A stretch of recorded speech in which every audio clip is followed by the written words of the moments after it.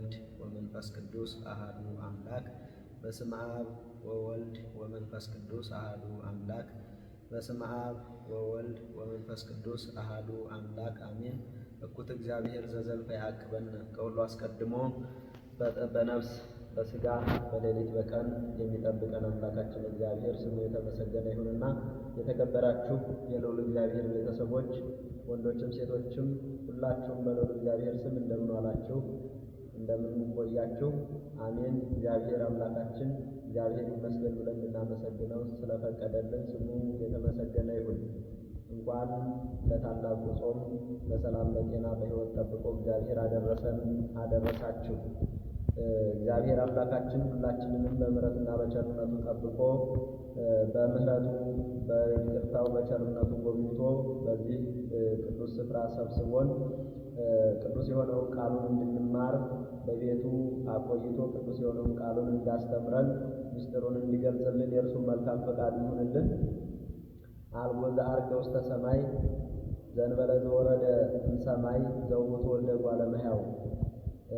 ከሰማይ ከወረደው በቀር ወደ ሰማይ የወጣ የለም። ዘውእቱ ወልደ እጓለ እመሕያው ውእቱሰ ይነብር ውስተ ሰማይ። በሰማይ ያለ በሰማይ የሚኖር እርሱ የሰው ልጅ እርሱ ነው እንጂ ይላል የዮሐንስ ወንጌል ምዕራፍ 3 ቁጥር 13 ላይ ከሰማይ ከወረደው በቀር ወደ ሰማይ የወጣ የለም። እንግዲህ ውድ እግዚአብሔር ቤተሰቦች ዛሬ የታላቁ ጾም መጀመሪያ ሳምንት ዘወረደ ይባላልና እንግዲህ በዚህ በታላቁ ጾም በዐቢይ ጾም ውስጥ ያሉ ሳምንታት በየክፍላቸው የዝማሬው ጸሎት ሁሉም በየሳምንቱ የተለያየ ነውና የዚህ የመጀመሪያው ሳምንት ዘወረደ ይባላል። እንግዲህ ይህንን ሳምንት የመጀመሪያውን ሳምንት ዘወረደን በሚገባ ቃሉን ምን ማለት እንደሆነ ዘወረደ ለምን ተባለ፣ ሳምንቱ የዚህ ስያሜ ለምንድን ነው ዘወረደ የተባለው የሚለውን እንመለከታለን። ይህ ታላቅ ጾም ዐቢይ ጾም ይባላል። ዐቢይ ጾም ማለት በግዕዙ ነው። አማርኛው ደግሞ ታላቁ ጾም ማለት ነው። እንግዲህ ታላቅ የተባለበት አንደኛ ልዑለ ባሕርይ እግዚአብሔር ወልድ ክርስቶስ የጾመው ስለሆነ ይህ የመጀመሪያው የምናየው ነው። በመጀመሪያ ታላቅ የሚባልበት ምክንያት ታላቅ የመባሉ ምስጢር ልዑለ ባሕርይ እግዚአብሔር ወልድ ሰው ሆኖ የጾመው ስለሆነ የአምላክ ጾም ስለሆነ ጾመ እግዚእ ይባላል። የጌታ ጾም የራሱ የባለቤቱ የወልደ እግዚአብሔር የጾመው የሰራው ስለሆነ ዐቢይ ጾም ይባላል። እንግዲህ ሁለተኛው ደግሞ ሁዳዴ ተብሎ ይጠራል። ሁዳዴ ይባላል።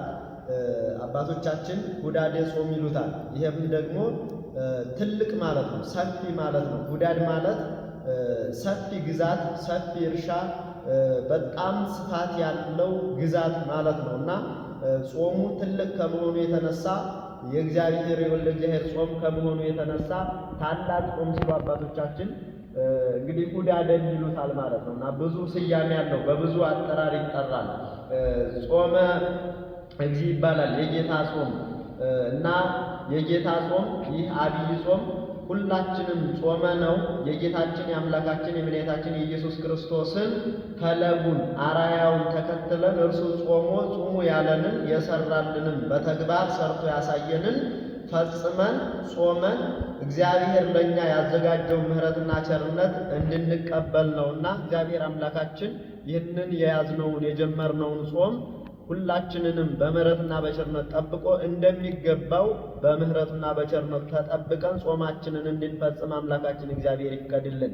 እንግዲህ ከዚህ ከዐቢይ ጾም ዐቢይ ጾም የሚባለው ታላቁ ጾም 8 ሳምንታት ወይም ደግሞ 8 ክፍሎች አሉትና ሳምንታቱን ስናያቸው በመጀመሪያ ለማየት ይህንን የመጀመሪያውን ሳምንት ይህን ዘወረደን ከማየታችን በፊት ዐቢይ ጾም የመጀመሪያው ሳምንት ዘወረደ ይባላል። እንግዲህ ሁለተኛው ደግሞ ቅድስት ይባላል። ሁለተኛው ሳምንት የጌታ ጾም ከቅድስት ነው የሚጀምረው። ከአሁን ከሚቀጥለው ሳምንት ከቅድስት ጀምሮ እስከ ኒቆዲሞስ ዓርብ ድረስ ያለው 40 ጾም ነው፣ የጌታ ጾም። አስቀድመው ነቢያት ይጾሙት የነበረ 40 ጾመው ከእግዚአብሔር ተገናኝተው እግዚአብሔር አምላካቸውን አመስግነውበት እግዚአብሔር ባርኳቸው ያለፉበት ጾም አለ።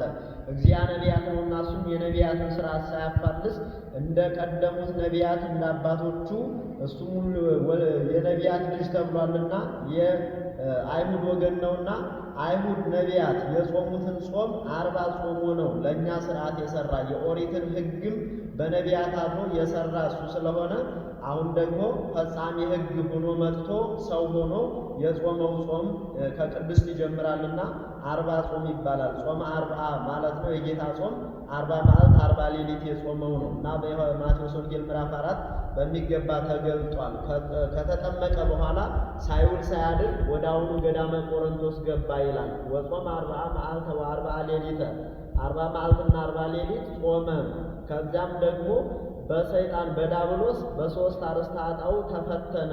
ሶስቱንም አርእስተ ኃጣውእ ድል አደረጋቸው ይላል። በስስት በትዕቢት በፍቅረ ነዋይ ዳብሎስ ፈትኖታል። የፈተነውም 40ውን ቀን ከጾመ በኋላ ሱባኤውን ሲፈጽም በመጨረሻው ረሃብ ተሰምቶ ሰው ሆኖ ነበርና ርህቡ ሲል ሰምቶ ይህማ ፍጡር ነው ይህማ ደካማ ነው ብሎ የሚበላ ይዞ ወደ እርሱ ቀርቦ 3 ፈተናዎች አቅርቦ እግዚአብሔር ወልድ ክርስቶስም ደግሞ በስስት ቢመጣበት በትዕግስት በትዕቢት ቢመጣበት በትሕትና በፍቅረ ነዋይ ቢመጣበት በጸሊአ ነዋይ ድል ነስቶታልና እግዚአብሔር ሁላችንንም እነዚህን 3ቱን አርእስተ ኃጣውእ ድል እንድንነሳሱ ይፍቀድልን። እንግዲህ ይህንን 40 ጾም ሁላችንም የምንጾመው ክርስቲያኖች ከእግዚአብሔር ወልድ ጋር ለመተባበር ነው፣ በሥራው ለመተባበር እርሱ የሠራውን ሰርተን በእርሱ መንገድ ተከትለን ለመሄድ ነውና እንግዲህ ሁለተኛው ደግሞ ሳምንት ገብርኄር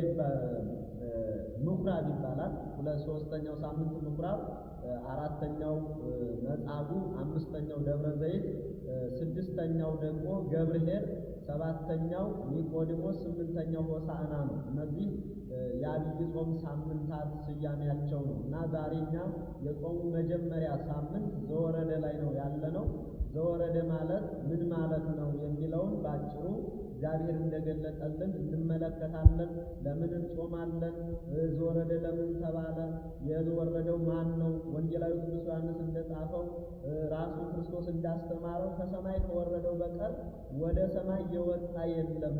ከሰማይ የወረደው ወደ ሰማይ የወጣው እርሱ ወልደ እግዚአብሔር ክርስቶስ ነው ይላል እና ይህንን ለምን ይሸዋል? ከሰማይም የወረደው ወደ ሰማይም የወጣው አንድ አካል አንድ ባህሪ ነው ለማለት ነው። ይህንን የተነገረለት ኒቆዲሞስ የሚባል የአይሁድ መምህር የሆነ የአይሁድ አለቃ የሆነ ወደ እርሱ ሌሊት እየመጣ ይማር ነበርና ዘእተወልደ እማይ ወመንፈስ ቅዱስ ኢይክል በዊአ ውስተ መንግሥተ እግዚአብሔር አለ። ከውሃና ከመንፈስ ሰው ካልተወለደ ወደ እግዚአብሔር መንግሥት ሊገባ አይችልም የሚለው ረቀቀበት፣ ሊረዳው አልቻለም። ከዚህ በኋላ ምንድን ነው ያለው? ከሰማይ የመጣው እሱ እንደሆነ ሲያስረዳው መንፈሳዊ ልደትን ረቂቅ ልደትን ሲያስረዳው አልገባው ስላለ እኛስ ያየነውን እንናገራለን። ከመጥምቀ መለኮት ከቅዱስ ዮሐንስ ጋር ራሱን አስገብቶ ያየነውን እንናገራለን፣ የሰማነውን እንመሰክራለን፣ እናንተ ግን የምንነግራቸውን አትሰሙም ብሎ የአይሁድንም አለመቀበላቸውን ተግሳጽ አቅርቦ ከዚያ በኋላ ዘእንበለ ዘወረደ እምሰማይ አልቦ ዘዐርገ ውስተ ሰማይ፣ ከሰማይ ከወረደው በቀር ወደ ሰማይ የወጣ የለም፣ ወደ ሰማይ የወጣው ከሰማይ የወረደው ወልደ እግዚአብሔር ነው አለ እና ይህንን ቃል የምናስበው ይህ ሳምንት ስያሜው የእግዚአብሔርን ወደዚህ ዓለም መምጣት ቅድመ ዓለም የነበረ በማዕከላዊ ዓለም ዛሬም ያለ ኋላም ይህን ዓለም አሳልፎ የሚኖር እርሱ ወልደ እግዚአብሔር ወደዚህ ዓለም መጥቶ በዚህ ዓለም መገለጡን የሚነገርበት ሳምንት ማለት ነው። ዘወረደ ማለት ከሰማይ የወረደ እንግዲህ ከሰማይ የወረደ ማለት ከሰማይ የመጣ አምላክ ሰማያዊ አምላክ ማለት ነው። ወልደ እግዚአብሔር አካላዊ ቃል ወልድ ሰው ሆነ ሥጋ ለበሰ ነው። ቃል ሥጋ ሆነ ብሎ በወንጌሉ ቅዱስ ዮሐንስ እንዳስቀመጠው ምዕራፍ 1 ላይ ቃል ሥጋ ሆነ ማለት ወልደ እግዚአብሔር ሰው ሆነ፣ በሥጋ ተገለጠ፣ በአጭር ቁመት በጠባብ ደረት ተገለጠ፣ ታየ፣ ምሉኡ ውሱን ሆነ፣ ረቂቁ ግዙፍ ሆነ፣ ረቂቁ ገዘፈ፣ ልዑሉ ትሑት ሆነ፣ በትሑት ሥጋ ታየ፣ ተዳሰሰ፣ ተጨበጠ፣ በበረት ተገለጠ ብሎ ይህንን የወልደ እግዚአብሔርን ሰው መሆን ቃል ሥጋ ሆነ ብሎ አስቀምጧል፣ ተናግሯል ማለት ነው። እና ይህ የሚነገርበት እግዚአብሔር ለአዳም በሐሙስ ዕለት ወንፈቃ ለዕለት ተወለድ ወለተ ወለትከ ብሎ ጊዜው ሲደርስ 5 ቀን ተኩል ሲሆን በዚያ ጊዜ ሲፈጸም ከሰማይ ወርጄ ከልጅ ተወልጄ አድንሃለሁ ብሎ ቃል ገብቶለት ስለነበረ ቃሉን ይፈጽም ዘንድ ከቀኑ ቀን ከወሩ ወር ከዓመቱ ዓመት ከዕለቱ ዕለት ሳያጓድል በቀጠሮ መጥቶ ሰው ሆነ፣ ተገለጠ ማለት ነው። እና እንግዲህ ዘወረደ ማለት ከሰማይ የወረደ ነው። ይህንንም ከሰማይ የወረደ ሰማያዊ አምላክ መሆኑን ሐዋርያት መስክረዋል። ሐዋርያው ቅዱስ ጳውሎስም አስተምሯል። ዕብራውያን ምዕራፍ 13 ላይ እስመ ኢየሱስ ክርስቶስ ዘትማልም ወይወም ወክመ ውእቱ እስከ ለዓለም፣ ኢየሱስ ክርስቶስ ቅድመ ዓለም የነበረ ዛሬም ያለ ነገም ዓለምን አሳልፎ የሚኖር እስከ ዘለዓለም ይላል። ለዘላለሙ የሚኖር እርሱ ያው ኢየሱስ ክርስቶስ ነው አለ። ይህንን ይዞ እንግዲህ ሐዋርያው ቅዱስ ጳውሎስም ኢየሱስ ክርስቶስ ቅድመ ዓለም የነበረ ማለት ዓለምን ፈጥሮ የሚገዛ እርሱ ፈጣሪ እንጂ ፍጡር ያይደለ ዓለምን ፈጥሮ የሚገዛ በማዕከላዊ ዓለም ያለ ማለት በሥጋ የተገለጠ ይህን ዓለም ፈጥሮ የሚገዛ በዚህ ዓለም ደግሞ የተገለጠ በሥጋ የታየ የተዳሰሰ አምላክ ኋላ ይህንን አሳልፎ የሚኖር ይህንን ዓለም አሳልፎ የሚኖር ወልደ እግዚአብሔር እርሱ ነው አለ እና ከሰማይ የወረደ ከሰማይ የመጣ ከሰማይ የወረደ እንጀራ ሕያው እንጀራ እኔ ነኝ ይላል። እንግዲህ ዮሐንስ ወንጌል ምዕራፍ 6 ላይ እርሱ ራሱን ለዓለም ምግብ አድርጎ ሰጥቷልና ዘበላ ሥጋዬ ወሰቴ ደሜ ይሃሉ ምስሌ ከኔ ጋራ ይኖራል ብሎ ሥጋዬን የበላ ደሜን የጠጣ የዘላለም ሕይወት አለው፣ እርሱ ከኔ ጋር ይኖራል እኔም ከእርሱ ጋር እኖራለሁ ብሎ ቃል ሲገባ ክርስቶስ ከሰማይ የወረደ እንጀራ ብሎ ከሰማይ የመጣው አምላክ የሕያው አምላክ ነኝ ሲላቸው ነው። እና ይህንን ዘወረደ ቅዱስ ያሬድ እግዚአብሔር ወደዚህ ዓለም መምጣቱን መገለጡን በአጭር ቁመት በጠባብ ደረት መወሰኑን ሲያወሳ እግዚአብሔርን እንዲህ ካህሊነቱን ያመሰገነበት ሳምንት በሰፊው የሚነገርበት የቅዱስ ያሬድ ድርሰት ነው ማለት ነው። እና ቅዱስ ያሬድ በድጓውም በጾመ ድጓውም በድርሰቱ ሁሉ ይህን በሰፊው አስቀምጧል። እና ዘወረደም ላዕሉ አይሁድ ሰቀሉ ከላይ የወረደውን ከላይ ከአርያም ከሰማይ የመጣውን በትሑት ሥጋ የተገለጠውን ዓለምን ሊያድነው ሥጋ የለበሰውን ሰው የሆነውን አምላክ አይሁድ ሰቀሉት ይላል። ወሚመ ያእመሩ እምይሰቀሉ እግዚአ ኩሉ ዘይሃዩ በቃሉ እነሆ ዓለሙን የሚያድን በቃሉ ተሃድገለ ከኃጢአትህ ኃጢአትህ ተሰረየልህ እንደ ሃይማኖት ይደረግልህ እንደ እምነትሽ ይሁንልሽ እያለ በቃሉ የሚፈውሰውን ማዕበሉን ጸጥ እያደረገ ማዕበሉን ዝም በል እያለ ባህሩን እየገሰጸ ህብስት እያበረከተ ድውያኑን እየፈወሰ ያለውን ዓለሙን የሚፈውሰውን እንዲሁ ደግሞ ሥጋውን ቆርሶ ደሙን አፍሶ ዓለሙን የሚያድነውን ሳያውቁ አይሁድ ከሰማይ የወረደውን ሰቀሉት ይላል በጾመ ድጓው። እና አይሁድ ሳያውቁ ከሰማይ የወረደውን ሰቀሉት ብሏል። ስለዚህ ከሰማይ የወረደ ይህንን ወደዚህ ዓለም መምጣቱን ነው። እንደ ታሪክ ስታዩ ዓለም ከተፈጠረ በኋላ 5500 ዘመን በጨለማ በድቅድቅ ጨለማ በመከራ ይኖር ስለነበር በኃጢአት ይኖር ስለነበረ ከኃጢአት የሚያላቅቀው ምንም አይነት ጽድቅ መልካምነት ከሰው ስለታጣ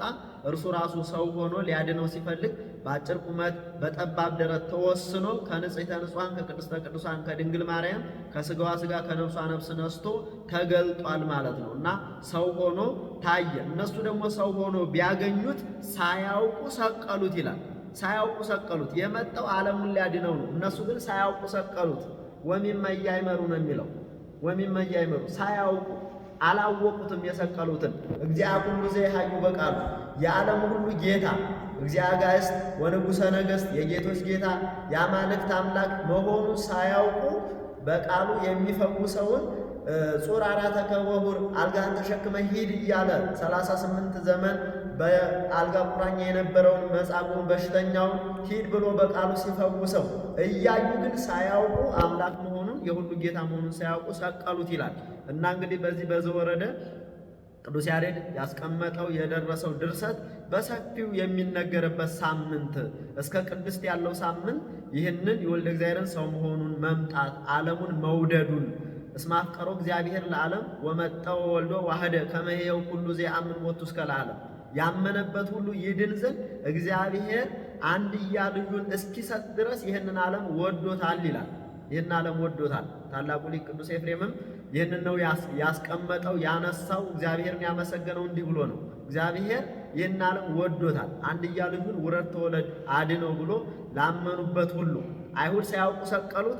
አውቀው የተሰቀለው አምላክ መሆኑን አምነው ደግሞ አቤቱ በመንግስት ስትመጣ አስበን ብለው ገና በመስቀሉ ስር ካሉት በቀኝ ከተሰቀለው ጀምረን ስናይ ተዘከረኒ በውስተ መንግሥትከ ብሎ በመንግስት ስትመጣ አስበኝ ብሎ ሲናገርና ሃይማኖቱን ሲገልጥ የተሰቀለው አምላክ መሆኑን አምኖ ወደ እርሱ ጩኸቱን ሲያሰማ አንተ ተቀድሞ ለአዳም በውስተ ገነት ብሎ በዚያው አድኖት ወደ ገነት እንዲገባ አድርጎታል ማለት ነው። እና ቅዱስ ያሬድ ይህንን ዘወረደን ሳምንት በሰፊው ሁላችንም ደግሞ እንድናውቀው ምን ማድረግ አለብን የሚለውን በዝማሬው እግዚአብሔርን ባመሰገነበት ዝማሬው ገልጦታል። ዝማሬውንም የወሰደው ከቅዱስ ዳዊት ትንቢት ነው። መዝሙር 2 ላይ ያለውን ነው በቀጥታ ቃሉን የወሰደው። እንግዲህ ይህ ሳምንት የዘወረደ መዝሙሩ ተቀነዩ ይባላል። እንግዲህ ይህ ሳምንት በዚህ መልኩ በሰፊው የወልደ እግዚአብሔር መገለጥ ወደዛ ዓለም መምጣት የማይታየው ታየ፣ ዘመን የማይቆጠርለት ዘመን ተቆጠረለት፣ የማይዳሰሰው ተዳሰሰ፣ ረቂቁ ገዘፈ፣ ግዙፉ ረቀቀ ማለት ሰው አምላክ ሆነ፣ አምላክ ሰው ሆነ ተብሎ የሚነገርበት ወደ ዓለም የመምጣቱን የመገለጡን ነገር የሚነገርበትን ሲናገር እና በዚህ ለተገለጠው አምላክ ምን ይለናል? ተቀነዩ ለእግዚአብሔር በፍርሃት እነሆ ለእግዚአብሔር በመፍራት በመንቀጥቀጥ ተገዙለት። ወተሐሰዩ ሎቱ በረአድ በመንቀጥቀጥ እየፈራችሁ እየተንቀጠቀጣችሁ ደግሞ በመገለጡ በመምጣቱ እግዚአብሔር አምላካችሁ በመሆኑ ደስ ተሰኙ፣ ደስ ይበላችሁ ይለናል። እስመ ለዓለም ምሕረቱ ለትውልደ ትውልድ ጽድቁ ይላል። ምሕረቱም ይቅርታው ቸርነቱ ለዘለዓለም ነው፣ ለሚፈሩት ሁሉ ለዘለዓለም ነው ይላል። ይሄ በነቢያት ተነግሯል። በሙሴ አድሮ የተናገረው ይሄንን ነው።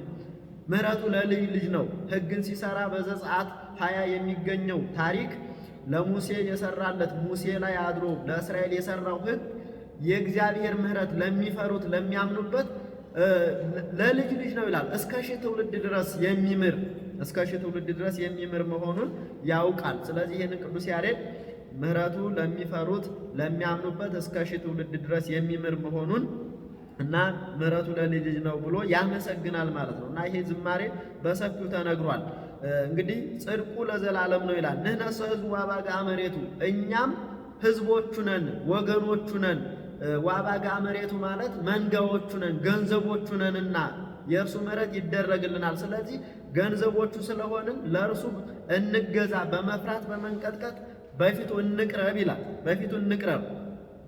ስለዚህ እስመ ለዓለም ምሕረቱ እያለ ይሄዳል። ይቅርታው ቸርነቱ ብዙ ስለሆነ ለልጅ ስለሆነ ለእርሱ በመፍራት በመንቀጥቀጥ እየተገዛን ደስ ይበለን። እንግዲህ እየፈራን እየተንቀጠቀጥን ዓለም ሁሉ የሚገዛለት አምላክ ስለሆነ ፍጥረት ሁሉ የሚገዛለት ፈጣሪ ስለሆነ ለእርሱ ስንገዛ ደስ እያለን ልባችን አምላካችንን እያመሰገነ ደስ እያለን እንድናመሰግን ቅዱስ ያሬድ ይሄንን በዝማሬው ያዛል ማለት ነው። እና ባው ቅድሜው በተጋነዮ ይላል። ባው ቅድሜው በተጋነዮ እጅ በመንሳት በመገዛት ወደፊቱ ቀረቡ ይላል። ሰው ከእግዚአብሔር ፊት ሊርቅ አይችልም። በኃጢአት ነው የሚርቀው። በኃጢአት ቢርቅ እንኳን ከፍርድ ከፊቱ አይርቅም። ኃጢአተኛውን በፊቱ ይቀርባል። ይፈረድበት ዘንድ ሊፈርድበት በፍርድ አደባባይ ያቆመዋል። ጻድቃንንም ሊፈርድላቸው እሴት ሊሰጣቸው ዋጋቸውን ሊሰጣቸው አክሊል ሊያቀዳጃቸው በፊቱ ይቀርባሉ። ስለዚህ በሃይማኖት በእምነት በመገዛት በስጋ ሳላችሁ ወደ እርሱ ቅረቡ እያለ ቅዱስ ዳዊት ይመክራል ማለት ነው። ቅዱስ ያሬድ እንዲህ ይመክራል። ወደ እሱ ቅረቡ በመገዛት ሰው ለእግዚአብሔር መገዛት አለበት። ፍጥረት ሁሉ ለእግዚአብሔር ይገዛ፣ ለኃጢአት እንዳይገዛ፣ ለትዕቢት ለመጥፎ ነገር እንዳይገዛ፣ ለሚጎዳ ነገር፣ ለሱስ፣ ለመጥፎ ነገር፣ ለጎጂ ለሆነ ነገር እንዳይገዛ፣ ለአምላኩ ለእግዚአብሔር ለሕጉ ለሥርዓቱ እንዲገዛ ቅዱስ ያሬድ ይሄንን ያስተምራል፣ ይናገራል። ባኡ ቅድሜው በተጋነዮ ማለት ወደ እርሱ በመገዛት ቅረቡ። ነፍሳችንም ስጋችንም ለእግዚአብሔር ይገዛ። አሁን ፍላጎታችን እየገዛን ዓለማዊ ኑሮ እየገዛን ይህ ስጋዊ አስተሳሰብ እየገዛን የሚጠፋው ነገር እየገዛን ከእግዚአብሔር እየራቅን ስለሄድን ሁላችንም ደግሞ ለእግዚአብሔር እንድንገዛ በንስሐ በጾም በጸሎት መኖር እንዲጠበቅብን ነው። ከእግዚአብሔር ውጭ ለኃጢአት ተገዢዎች እንዳንሆን ያስቀመጠው ምክር ነው፣ ትምህርት ነው። ይሄ ደግሞ እስከ ዕለተ ምጽአት ድረስ ይቀጥላል። የቅዱስ ያሬድ ትምህርት የቅዱስ ያሬድ ዝማሬ በቤተ መቅደስ በዚህ ቅድስት ቤተ ክርስቲያን ሲነገር የሚኖር ሲመክረን የሚኖር ቃል ነው። ወውስተ አጻዲሁ በስብሐት መንወ ይላል። በቤተ መቅደሱ በሚመለክበት ስፍራ ስሙ በሚጠራበት ሥጋው በሚቆረስበት ደሙ በሚፈስበት በቅዱስ ስፍራው ግቡ፣ በስብሐት መንወ በጌትነቱ እመኑበት ይላል። እርሱ እግዚአ አጋዕዝት ነው፣ የጌቶች ጌታ ነው። እግዚኦ አምላኬ ብላችሁ ጌታዬና አምላኬ ፈጣሪ ብላችሁ እመኑበት፣ በስፍራው ተገኝታችሁ ለእርሱ ተገዙ እያለ ቅዱስ ያሬድ በዚህ ሳምንት ይገስጸናል፣ ይመክረናል። ከሕጉ የወጣነውን እንዲህ ይገስጸናል፣ በሕጉ ያለነውን ደግሞ ጸንታችሁ ኑሩ ይላል ማለት ነው። ይሄ ቃል የሚያስተምረው ከሕጉ ለወጣነው፣ ከሥርዓቱ ላፈነገጥነው፣ አምልኮቱን ለተውነው፣ ከእግዚአብሔር ፊት ለሸሸነው ሰዎች ተግሳጽ ላለነው ደግሞ የሚያጸና በዚሁ በሕጉ በሥርዓቱ ጸንታችሁ ከቤተ መቅደሱ ሳትወጡ እርሱን በመፍራትና በመንቀጥቀጥ እየተገዛችሁ ኑሩ ይላል። ለምን ካላችሁ እስመ ለዓለም ምሕረቱ ወለትውልደ ትውልድ ጽድቁ፣ ይቅርታው ለዘላለም ለሚፈሩት ሰዎች ሁሉ ለልጅ ልጅ ነው ይለናል። እና ያስከትልና ምን ይላል? ንጹም ጾመ ወናፍቅር ቢጸነ፣ ጾምን እንጹም ይላል። ንጹም ጾመ መጾም አለብን፣ ከመብል መከልከል አለብን፣ መቆጠብ አለብን። አገኘን ብለን ባገኘነው ስፍራ ሁሉ መብላት የለብንም። ለመብላትም ጊዜ ያስፈልጋል። ጊዜ አለው ለመብላት፣ ለመጠጣት፣ ለመተኛት፣ ለመነሳት፣ ለመማር፣ ለማስተማር፣ ለሁሉም ጊዜ አለው። ስለዚህ እንግዲህ ለስጋችሁ ተገዢ አትሁኑ። ስጋችንን ደግሞ በጾም እንድንቀጣ ከማይጠበቅ ከማያስፈልግ ነገር፣ ከሚያሰክሩ ነገሮች፣ ከሱስ ነገሮች ራቁ፣ ጹሙ ይላል። ከኃጢአት ጹሙ ነው ባጭሩ። በጠቅላላው ከቂም በቀል ራቁ፣ ከክፋት ራቁ፣ ከትዕቢት ራቁ፣ በትሕትና ኑሩ። አንደበታችሁ ክፉ ከመናገር ይከልከል። አዎ ይጹም ዓይን ይላል። መጥፎ ነገር አይታችሁ በመጥፎ ነገር እንዳትወድቁ ዓይናችሁን መጥፎ ነገር ከማየት ወደ መጥፎ ነገር ከመሄድ መጥፎ ነገር ከማሰብ ከመመልከት ዓይነ ልቡናችሁን ከልክሉ ይላል። ዓይንም ይጹም፣ ወደማያስፈልግበት ወደ ዳንኪራው ሄዶ ለሥጋ የሚያስደስተውን ነገር ከማየት ሱባኤው ባለበት ጾም ጸሎቱ ባለበት ምህላው በሚደረስበት በቤተ መቅደሱ በመገኘት ሁልጊዜም ምስጋና ባለበት እግዚአብሔር ብቻ በሚጠራበት ስፍራ በመገኘት የእግዚአብሔርን ቸርነት በማየት ዓይነ ልቡናችንን ወደዛ እንድናደርግ ይናገራል። እዝንን ይጹም ይላል። ይጹም አፍ ይላል። አፋችሁ ክፉ ከመናገር ከመሳደብ ከእርግማን ይቆጠብ ይላል እና ቅዱስ ያሬድ ይህም በሰፊው ይናገራል፣ ይተነትናል። እና ንጹም ጾመ፣ ጾምን ንጹም በመብል ብቻ አይዳንም። እንግዲህ ክርስቶስ ሲጾም 40 መዓልት 40 ሌሊት ሲጾም ሳይበላ ሳይጠጣ ጾም። ቅዱስ ማቴዎስ እንዳስቀመጠው ምዕራፍ 4 ላይ ሰይጣን ሊፈትነው መጣ። የፈተነው ደግሞ ከጾመ በኋላ። አሁን እኛ ገና ሱባኤ ስንገባ ጾም ስንጀምር ይፈታተነናል፣ ገና ስንጀምረው ይዋጋናል። ክርስቶስን ግን 40 መዓልት 40 ሌሊት ሳይበላ ሳይጠጣ ሲጾም አልተዋጋውም። ጾሙን ከጨረሰ በኋላ በመጨረሻው ጊዜ መጣና ተዋጋው፣ ወይም ደግሞ ፈተነው፣ ጥያቄውን አቀረበ። እርሱ ምንድነው ያለው? ይሄንን እንጀራ እንብላ፣ ድንጋዩንም ዳቦ አድርገህ እንብላ ቢለው ሰው በእንጀራ ብቻ አይኖርም አለ። አሁን የዛ ዓለም ሰው ወይም በስጋ የተዋጥን ሰዎች በመብል ብቻ የምንኖር፣ በመብል ብቻ ወጥተን የምንገባ፣ በመብል ብቻ ማሰብ የምንችል፣ ጥሩ ስለበላን ጥሩ ስለጠጣን ብቻ ሰውነታችን ጤናማ የሚሆን፣ ደም ስሮቻችን የሚሰሩ የሚንቀሳቀሱ፣ ሕሊናችን የሚያስብ ብሩህ አእምሮ ያለን ይመስለናል። ሰው በመብል በመጠጥ ብቻ አይኖርም። በእግዚአብሔር ቃል በቃሉ ዘይወጽእ እምአፉ ለእግዚአብሔር፣ ከእግዚአብሔር አፍ በሚወጣው ቃል ጭምር ማለት የእግዚአብሔርን ሕግ በመጠበቅ በንጽህና በቅድስና በመልካም ኑሮም እንደው ሰው በጥቂቱ ይኖራልና በመብል ብቻ የሚኖር ስላልሆነ ከመብልም መቆጠብ እንዳለብን ንጹም ጾመ ይላል። ይቀጥልና በጾም ውስጥ ያለውን ነገር እዚሁ ላይ አመስጥሮታል። ወናፍቅር ቢጸነ፣ እንጹም ግን እየጾምን ሰውን እንውደድ። ወናፍቅር ቢጸነ ማለት ይሄ ቢጽ የሚለው ሰውን ሁሉ ነው። ነጭ ጥቁር ሳይል፣ ወገን ዘመድ ሳይል፣ ባለስልጣን ተራ ሰው ሳይል፣ ድሃ ሀብታም ሳይል ሰውን ሁሉ በአርአያ ሥላሴ የተፈጠረውን ሰው ሁሉ እንውደድ። ወናፍቅር ቢጸነ፣ እኛን የሚመስል ሰው በአርአያ ሥላሴ የተፈጠረውን ሁሉ እንውደድ ማለት ያ እግዚአብሔርን መልክ ከጠላን እኛ ፍቅር እግዚአብሔር የለንም ማለት። የእግዚአብሔርን ፍቅር አናውቅም። የፈጠረውን በአምሳሉ ባሪያው የፈጠረውን ይሄ ጥቁር ነው፣ ይሄ ነጭ ነው፣ ይሄ ሀብታም፣ ይሄ ድሃ፣ ይሄ ባለስልጣን፣ ይሄ ተራ ሰው ብለን የምንወድና የምንመርጥ ከሆነ ደግሞ ጉዳት ስላለው ጾማችን ከንቱ ስለሚሆን ፍቅር ከልባችን ሰዋዊ ፍቅር ከሌለ ጾማችንም ከንቱ ስለሚሆን ወናፍቅር ቢጸነ ይላል። ሰውን እንውደድ። ዝም ብለን ብንጾም እግዚአብሔር ጾማችን አይቀበለውም። ትዕቢት አለ ማለት ነው። ጠብ አለ ማለት ነው። ቂም በቀል አለ ማለት፣ ክፋት አለ ማለት። ስለዚህ በቂም በቀል የሚሆነውን ነገር እግዚአብሔር ስለማይቀበል እንጹም፣ ደግሞም ሰውን እንውደድ ይላል። አስከትሎ ምንድን ነው የሚለው? ወናፍቅር ቢጸነ ካለ በኋላ ወንትፋቀር በበይናቲነ ነው። ወንትፋቀር በበይናቲነ እርስ በራሳችን እንዋደዳ። ይህ የሚመለከተው እኛን ነው። በእምነቱ ውስጥ ያለ ነው። ሁላችሁ ኦርቶዶክሳዊት ተዋህዶ ቤተ ክርስቲያን ውስጥ ያለን የምንከተል በክርስቶስ ክርስቲያን የተባል በአብ በወልድ በመንፈስ ቅዱስ ተጠምቀን ከሥላሴ ልጅነት ያገኘን እኛ ሁላችን እኛን ይመለከታል። በበይናቲነ እርስ በርሳችን። ምክንያቱም ክርስቲያን ሆነን መች እንስማማለን? መች እንግባባለን? መች እንረዳዳለን? መች እንተሳሰባለን?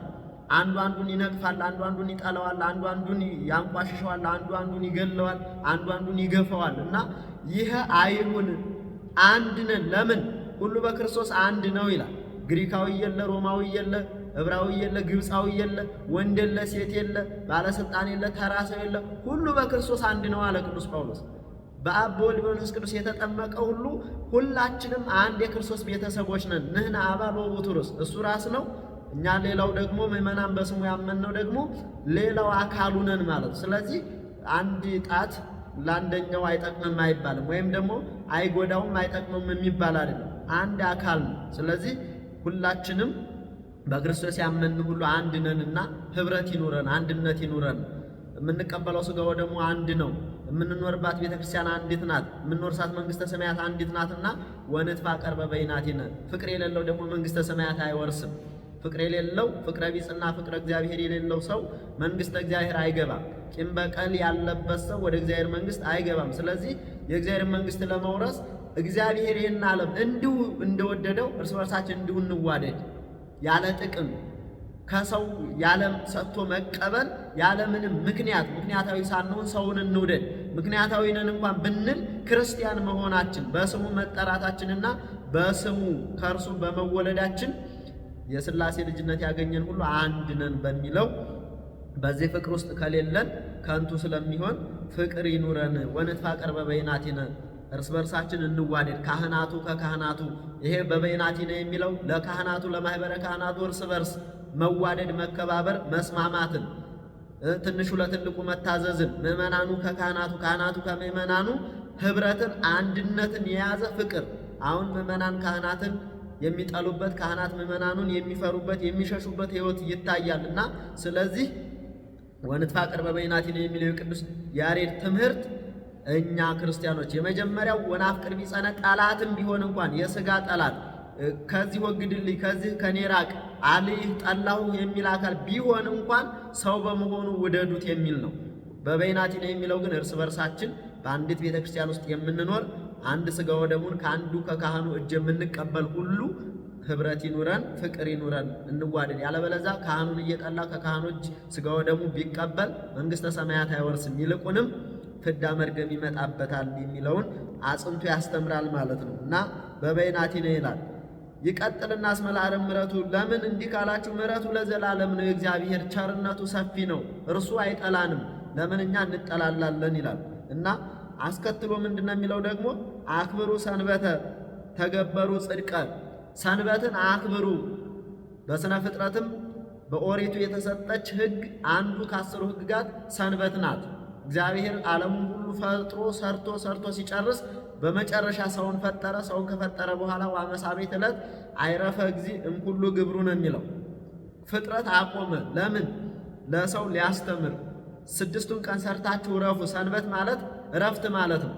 በሥጋም በነፍስም እረፉባት። በሥጋ ከማረስ ከመቆፈር ከመድከም ከመውጣት ከመውረድ እረፉባት። በነፍስ ደግሞ የምናልፈው ለምንድን ነው? ተገበሩ ጽድቀ፣ እውነትን ተናገሩ። እውነት ሥራ፣ ደግ ሥራ፣ በጎ የሆነ ሥራ ስሩበት። በጎ የሆነ ሥራ፣ የታመመ ጎብኙበት፣ ወንጌል ተማሩበት፣ ሥጋ ወደሙ ተቀበሉበት፣ እርስ በርሳችሁ ታረቁበት፣ የተጣላውን አስታርቁበት፣ የታመመ ጎብኙበት፣ የተቸገረ እርዱበት፣ መልካም የሆነ ሥራ ስሩበት፣ ወንጌልን ብሉይ ሐዲሱን ተማሩበት፣ ከእግዚአብሔር ተገናኙባት። ስለዚህ ሰንበት ቅድስት ይእቲ ይላልና ከዕለታት ሁሉ ተለይታ ሰንበት ቅድስት ናት። ስለዚህ ቅዱስ ያሬድ የሰንበትንም ክብር እየገለጠ አክብሩ ሰንበተ ይለናል። አክብሩ ሰንበተ ተገበሩ ጽድቀ፣ በሰንበት አክብሩ መልካም ነገርም ደግሞ አድርጉ። ሰንበትን አክብር ሲባል ከማረስ ከመቆፈር ከስጋዊ ተግባር ተቆጠብ አለ እንጂ መልካም ነገር አታድርግ፣ ወንጌልን አትማርበት፣ የታመመ አትጎብኝበት አላለም። ስለዚህ መልካም ነገር በጎ የሆነ ነገር አድርግበት ይላል። ለምን ካላችሁ የእግዚአብሔር ቸርነቱ ብዙ ስለሆነ ብዙ ቸርነቱን ያደርግልናል እና ምህረተ ወፍትሐ ሀሊለከ ይላል። የመጨረሻው ምህረተ ወፍትሐ ሀሊለከ፣ አቤቱ ጌታ ሆይ ካንተ ፍርድን፣ እውነት ነገርን እፈልጋለሁ፣ ቅን ነገርን እፈልጋለሁ፣ በጎ ነገርን እፈልጋለሁ። ከእግዚአብሔር ውጭ ፈራጅ ስለሌለ ምህረተ ወፍትሐ ማለት ይቅርታን፣ ቸርነትን፣ ፍርድን፣ መልካም ነገርን ካንተ ሻለው። ስለዚህ ከእግዚአብሔርም ፍርድን እንድንፈልግ ፍርድ የሚሰጥ እግዚአብሔር መሆኑን በችግሮቻችን ላይ ሁሉ በጎደሎቻችን ላይ ሁሉ ፍርድ ሰጪ እግዚአብሔር መሆኑንም ቅዱስ ያሬድ ያስተምራልና ይህ ታላቁ ሊቅ ቅዱስ ያሬድ ኢትዮጵያዊ ጻድቅ እውቀቱ ምጡቅ የሆነ አእምሮው እንደ መላእክት የሆነ ምስጋናው ሁሉ ከመላእክት ጋር የተባበረ እግዚአብሔርን በፍጹም ልቦናው ያስደሰተ እግዚአብሔር ደግሞ ሰው ሁሉ የቅዱስ ያሬድ አምላክ ብሎ እንዲጠራው የሆነበት ታላቁ ቅዱስ ያሬድ እንግዲህ ከእግዚአብሔር ፍርድን ፈልጉ፣ ፍርድ ከሌላ የለም። ሰው ከሰው ይፈልጋል። እግዚአብሔር በሾመው እግዚአብሔር በመረጠው እግዚአብሔር በወከለው ደግሞ ምድርን ያስተዳድር ይመራ ዘንድ በወከለው አካል ደግሞ ፍርድ ለሰው ይሰጣል። ያንን ደግሞ ፍትሐ ወጽድቅ አፈቅር ብሎ እኔ ቅን ፍርድን እፈልጋለሁ ብሎ ከሰው ደግሞ ያንን ይፈልጋል እግዚአብሔርና ምህረተ ወፍትሐ ሀሊለከ ብሎ ካንተ ምህረት ቸርነትን እፈልጋለሁ ይላል ይናገራል። ስለዚህ በጾም ውስጥ ምህረት ቸርነትን መፈለግ ነው ማለት ነው። ስንጾም ምህረት ቸርነት እየፈለግን ነው። በፊቱ ስንንቀጠቀጥ ስንፈራ የሚፈራ አምላክ ስለሆነ ስንፈራ ስንዘምር እግዚአብሔርን ስንፈራ በፊቱ ስንገዛለት ስንጾም ስንጸልይ የሚያሳየው ምህረት ፈላጊ መሆናችን ነው። ከእግዚአብሔር ፍርድ ፈላጊ መሆናችንን ይነግረናል። እዜምር ወእሌቡ ይላል ፍኖተ ንጹሐ። እዜምር ወእሌቡ ፍኖተ ንጹሐ፣ እነሆ እዘምራለሁ አለ። እዜምር ማለት አመሰግናለሁ፣ አመሰግናለሁ፣ አከብርሃለሁ ለእግዚአብሔር የባህሪ ለሱ ምስጉን ስለሆነ ባህሪው የአምልኮ ምስጋና አመሰግናለሁ ይላል እና ወእሌቡ ይላል በማስተዋል። አሁን ስንዘምር ሁላችን እናመሰግናለን እንላለን፣ ፍጥረቱ ሁሉ አመስጋኝ ነው ይባላል። ግን ባለማስተዋል እግዚአብሔር የሚያስደስተውን እግዚአብሔርን የሚጠቅመውን ለእግዚአብሔር ደስ የሚያሰኘውን እንደ ሕጉ ሆኖ የሚዘምር ላይኖር ይችላል፣ ጥቂት ሊሆን ይችላል እና በሕጉ በስርዓቱ ሆኖ እየጾመ እየጸለየ እግዚአብሔርን የሚያስደስት የሚያመሰግን ፍጥረት እንዲኖር ሰው ሁሉ እግዚአብሔርን እንዲያመሰግነው እዘምራለሁ በማለት ወእሌቡ አስተውላለሁ። ፍኖተ ንጹሐ ማለት ቅን መንገድ ናት። ቅን መንገድ እውነት የሆነ መንገድ ማለት ወንጌል ናት እና ወንጌል መንገድ ትባላለች። መንገድ ጎዳና ከከተማ ካሰቡበት ቦታ እንዳደርስ ወንጌልም ከመንግሥተ ሰማያት ከእግዚአብሔር ታደርሳለችና ይችን እውነተኛ የሆነችውን መንገድ በማስተዋል እጓዛለሁ ይለናል እና እንግዲህ ዘወረደ ማለት ይህንን ሁሉ ምስጢር የምናይበት ይህ ሁሉ የሚነገርበት የመጀመሪያው ሳምንት ከዚህ ከታላቁ ጾም የመጀመሪያው የሚቀድመው ሳምንት ዘወረደ ይባላል እና እንግዲህ በዘወረደ የእግዚአብሔር ሰው መሆን ሰው ከሆነ ከተገለጠ ደግሞ ለሱ ልንገዛ ከኃጢአት ባርነት ነፃ ካወጣን ለሱ ልንገዛ ወደ መንግስቱ ካገባን የፍቅር አምላክ ሆኖ ራሱን ሰውቶ ራሱን ለኛ ብሎ ወደዚህ ዓለም በመምጣት በመስቀል ላይ ራሱን ሰውቶ ካዳነን ለእርሱ በመፍራት በመንቀጥቀጥ ልንገዛና በሕጉ ጸንተን ልንኖር ለእርሱ በፊቱ ልንዘምር ግድ መሆኑን ቅዱስ ያሬድ በዚህ መልኩ አጠር ባለ መልኩ ብሉይን ከሐዲስ አገናኝቶ አሰናስሎ አስቀምጦታልና እንግዲህ አልቦ ዘዐርገ ውስተ ሰማይ ዘእንበለ ዘወረደም ሰማይ ማለት ከሰማይ የወረደው እርሱ ወደ ሰማይ ወጣ ማለት ደግሞ ሚስጥሩ ምንድነው ካል ሰማያዊ ሀብትን ሰማያዊ ዕውቀትን ማለት ነው ትርጓሜው። ሰማያዊ ሀብትን ሰማያዊ ዕውቀትን ከእርሱ በቀር ገንዘብ ያደረገ የለም። ወቱ ሰው ወልደ እጓለ እመሕያው ማለት እርሱ ሰው የሆነው ከሰማይ የወረደው ከቅድስት ድንግል ማርያም የተወለደው እርሱ የባህሪ አምላክ ነው። የቀደሙት አላይምሮ ቢባሉ ባለ ዕውቀት ቢባሉ ሰማያዊ ዕውቀት የላቸው እግዚአብሔር በሰጣቸው እነ ሰሎሞን ጥበበኛ ቢባሉ እግዚአብሔር በሰጣቸው የጸጋ ዕውቀት ነው። እነ ኤልያስ ወደ ሰማይ ቢያርጉ እርሱ በጾሙት በጸለዩት በትሕትናቸው በገድላቸው በትሩፋታቸው በበጎነታቸው ያደረገላቸው የጸጋ ነው። ያሳረጋቸውም እርሱ ወደ መልካም ስፍራ ነው። እንጂ ወደ ሰማይ በአብ ቀኝ አልተቀመጡም። እነ ሄኖክም አድርገዋል፣ ተሰውረዋል። እግዚአብሔር አሳረጋቸው፣ ሰወራቸው ይላል እንጂ በራሳቸው ስልጣን አላረጉ። ፍጡር የባህሪ ስልጣን የለውም። ፍጡር የባህሪ እውቀት የለውም። ፍጡር ነውና ይሄ ወልደ እግዚአብሔር ሰው የሆነው የተገለጠው በአይሁድ ከተማ የተመላለሰው ከጻፍት ከፈሪሳውያን ጋር ሲበላ የታየው ኃጣን መጸበሃን የዮሴፍ ልጅ ብለው የነቀፉት የሰደቡት ክርስቶስ ግን እርሱ የባህሪ አምላክ ነው፣ ሰማያዊ ዕውቀትን ገንዘብ ያደረገ ብሎ ለታላቁ ለአይሁድ መምህር ሲነግረው ለኒቆዲሞስ አንተ ግን ይህን አታውቅም ይለዋል። አንተ ሊቆሙ ለአይሁድ ወይ ተአምር እንከ ይህንን አታውቅም። የአይሁድ መምህር ስትሆን ነቢያትን አውቃለሁ ብሉይን አውቃለሁ ስትል ነገር ግን ይህን አልተረዳህም በማለት አላዋቂነታቸውንም የአይሁድንም ደካማነት ይገስጻል ይነግራልና ከሰማይ የወረደው እሱ ሰማያዊ ዕውቀት ያለው ማለት የባህሪ ዕውቀት ያለው ማለት ነው። ከሰማይ የወረደው ወደ ሰማይ የወጣው እርሱ ነው ማለት የባህሪ አምላክ እርሱ ነው። አልቦ ዘአርግ ከእርሱ በቀር በራሱ ስልጣን የወረደም የወጣም የለም። የወጣውም የወረደውም አንድ አካል አንድ ባህሪ ነው ማለት ነው። ከሰማይ የወረደው ወልደ እግዚአብሔር ሰው የሆነው ሰው ሆኖ አንድ አካል አንድ ባህሪ የተዋሃደው ሥጋ ከልዑል ባህሪው ትሑት ባህሪው አንድ ሆኖ አንድ አካል አንድ ባህሪ በሦስትነቱ አራትነት ሳይጨመርበት በአንድነቱ ደግሞ ምንታዌ ሳይኖርበት አንድ አካል አንድ ባህሪ ሆኖ የሚመለክ የሚመሰገን የባህሪ አምላክ ነውና ቅዱስ ጳውሎስም ያመሰጠረው የተናገረው እስመ ኢየሱስ ክርስቶስ ዘትማልም ወይም ወክመ ውእቱ እስከ ለዓለም ኢየሱስ ክርስቶስ የአይሁድ መምህራን ያላወቁት በአይሁድ ከተማ የተመላለሰው እርሱ ትናንት የነበረ ማለት ቅድመ ዓለም የነበረ ዓለምን የፈጠረ ማለት ነው። ወይም ማለት ዛሬ ያለ ማለት ይህን ዓለም ፈጥሮ እየገዛ እየመገበ እያስተዳደረ ያለ ሁላችንም ዛሬ አባታችን ሆይ በሰማይ የምትኖር ብለን ስምህ ይቀደስ ብለን እንድናመሰግነው ያዘዘን በማቴዎስ ወንጌል ምዕራፍ 6 ላይ ስትጸልዩ አባታችን ሆይ ብላችሁ ለምኑኝ አለ። አባትነቱን የገለጠልን የዓለሙ ሁሉ አባት የሆነ የሚመግብ ለፍጥረቱ ሁሉ የሚመግብ እሱ ይህን ዓለም አሳልፎ የሚኖር እርሱ መሆኑን ነውና እንግዲህ ዘወረደ ማለት ከሰማይ የወረደው የወልደ እግዚአብሔር ሰው የመሆኑ ነገር የመገለጡ ነገር የሚነገርበት ሳምንት ነው። እንግዲህ ጾም ነው። እንግዲህ የመጀመሪያው ሳምንት ጾም የጌታ ጾም አይደለም።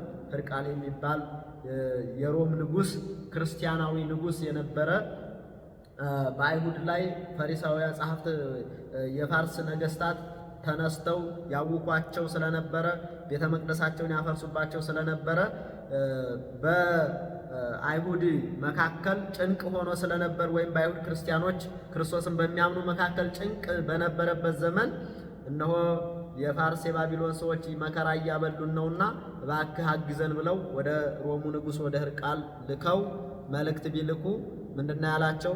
እኔ ክርስቲያን ነኝ፣ እነሆ ደግሞ እኔ ክርስቲያን ሆኜ ልገል ደም ላፈስ አይገባኝም። በእጄ የሰው ደም ቢፈስ ነፍስ ቢጠፋብኝ ሐዋርያት ተናግረዋል፣ ሰው የገደለ ሰው ዕድሜውን ሁሉ ይጹም ይላሉ። ስለዚህ እኔ ይህን እንዴት አደርጋለሁ? በእኔ ዘንድ ጭንቅ ነው ሲላቸው አይሁድ ምንድን ነው ያሉ? ብቻ ከዚህ ክፉ ንጉሥ እጅ አድነን፣ በከተማችን መኖር አልቻልንም። ቤተ መቅደሳችን እያፈረሰ ነው፣ ቅድሳታችን እየዘረፈ እየወሰደ እኛንም በመከራ እያሰቃየን ነውና እባክህ አድነን ብለው እገዛ ላኩ። እሱም ምንድን ነው ያሉት?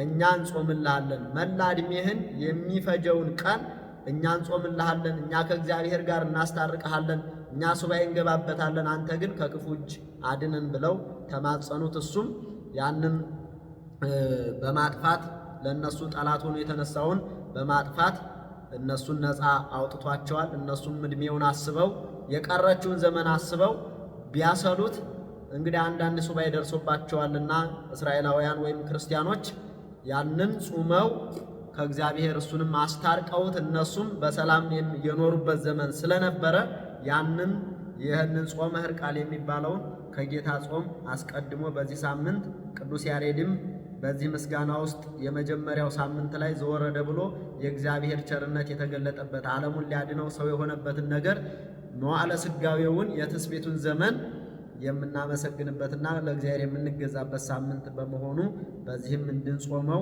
አባቶቻችን ሐዋርያት ደንግገውልናል፣ ሊቃውንት ደንግገውልናል። ይሄን ደግሞ እናስባለን። ቅዱስ ጳውሎስ እንዳስተማረ ተዘከሩ መኳንንቲክሙ ዘነገሩክሙ ቃለ እግዚአብሔር እንዘ ትሬዩ ሰናየ ግዕዞሙ ወጻማሆሙ ተመሰሉ በሃይማኖቶሙ ብሎ ዕብራውያን 13 ላይ አባቶቻችሁን አስቡ፣ መምህሮቻችሁን የቀደሙትን የነገሯቸውን ቃል አስቡ እንዳትረሱ፣ በእምነታቸውም ገድላቸውን ትሩፋታቸውን አይታችሁ ምሰሏቸው በሃይማኖታቸው ብሎናልና እኛም የአባቶቻችን ልጆች ስለሆንን አባቶቻችን በሰሩት ሥርዓት ስለምንኖር ይህን ሳናፋልስ ጾሙንም እየተገበርን ነው። እግዚአብሔር አምላካችን ይህንን ታላቅ ጾም በሚገባ በሥርዓቱ ጾመን የጾሙ በረከት ለእኛ ደርሶን ለሀገራችን ሰላም የሚያመጣ ፈውስን የሚያመጣ ለምድራችን ለሕዝባችን ሁሉ ፍቅር አንድነትን የሚሰጥ ችግር ሁሉ የሚወገድበት እንዲሆንልን ከአምላካችን ቸርነትን የምንቀበልበት እንዳደርግልን የአምላካችን የእግዚአብሔር ቅዱስ ፈቃዱ ይሁንልን። ከጾሙ በረከት እንዳሳትፈን ሁላችንም በአግባቡ እንድንመላለስ በዚህ ጾም ውስጥ ቂም በቀል እንዳይኖረን ሕሊናችንን ንጹሕ አድርገን ስንጾም በረከት የምናገኝ እንዳደርገን የአምላካችን የእግዚአብሔር ቸርነት አይለየን። ይቆየን።